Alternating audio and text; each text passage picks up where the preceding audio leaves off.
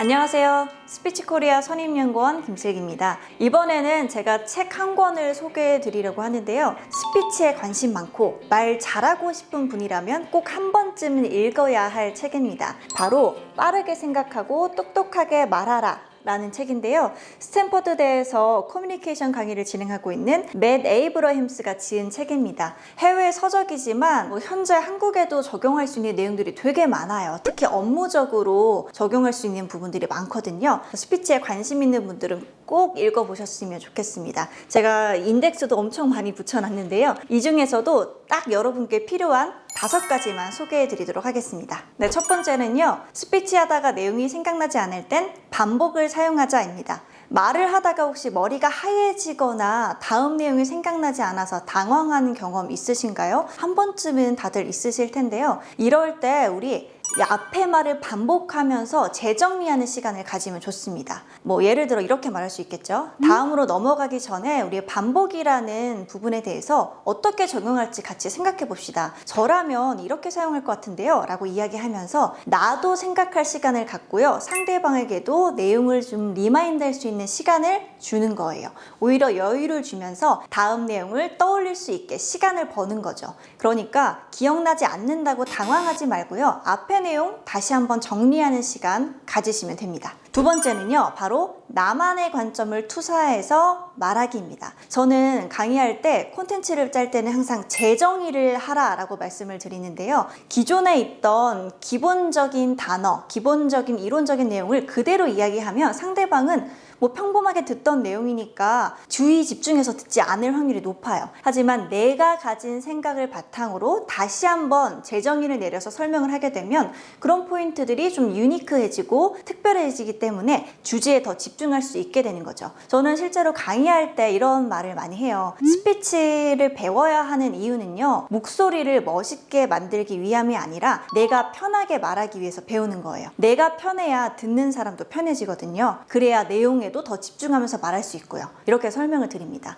그래서 항상 여러분들 콘텐츠 준비하거나 스피치의 내용을 짤 때는요, 기존에 있던 내용을 그대로 말하기보다는 내가 생각하는 가치관과 경험을 넣어서 다시 한번 재정의를 내린다 라고 생각하시면 좋습니다. 세 번째 내용은요, 부정 접속사보단 긍정 접속사를 사용해라 입니다. 부정 접속사라고 하면 아니 그런데 그게 아니라 이렇게 이야기하는 거예요. 무조건 상대방 말에 부정을 하고 보는 거죠.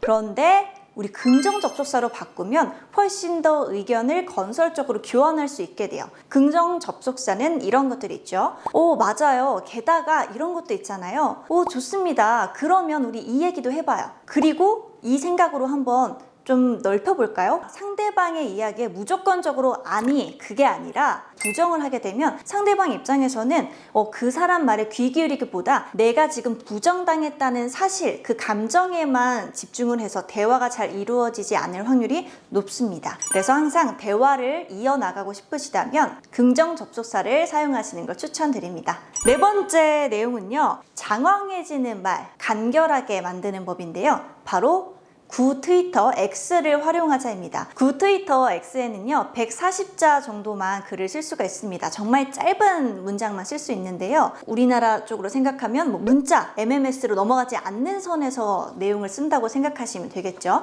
내가 말하고자 하는 바를 압축해서 짧은 내용으로 만들어 보는 거예요. 그러면 대화를 할 때도, 스피치를 할 때도 그 짧은 내용을 머릿속에 떠올리면서 이야기를 하시면 훨씬 더 말이 길어지지 않을 수 있습니다. 그리고 스피치의 구조적인 부분을 슬라이드로 하나씩 만들어서 짧게 10초, 20초 내외로 그 슬라이드마다 발표를 해보시는 것도 방법이에요. 지금 간단하게 이 종이에 포스트잇으로 이제 적어놨거든요. 슬라이드 대신에. 또 포스트잇에는 많은 글을 쓸 수 없잖아요.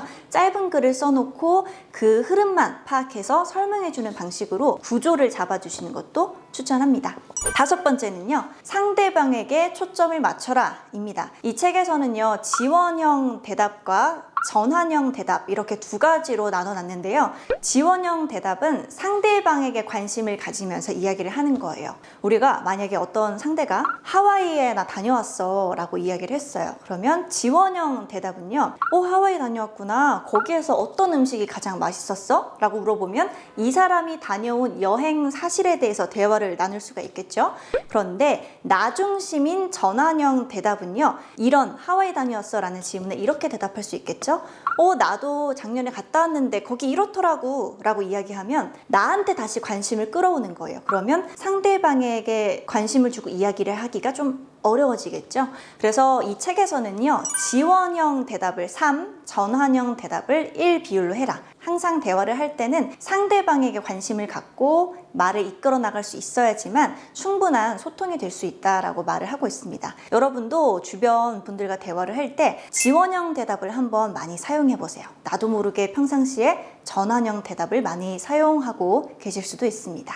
네, 이렇게 핵심적인 5가지 내용 한번 정리해 드렸는데요. 제가 이 책을 읽으면서 가장 들었던 생각은 스피치는 역시 재능이 아니고 노력이다라는 생각이 들었습니다. 상대방에게 관심을 갖고 그 상대방이 내 말을 어떻게 받아들일지, 내 모습이 상대방에게는 어떻게 보일지 고민하게 되면 결국에 충분히 개선이 될 수 있다라는 생각이 들었는데요. 여러분도 스피치에 대한 관심이 있고 개선하고자 하는 의지가 있으시다면 노력하시면 충분히 개선해 나갈 수 있다고 생각합니다. 더 자세한 내용은 책에서 한번 읽어보시고요. 저희는 다음에 더 좋은 정보로 찾아뵙겠습니다.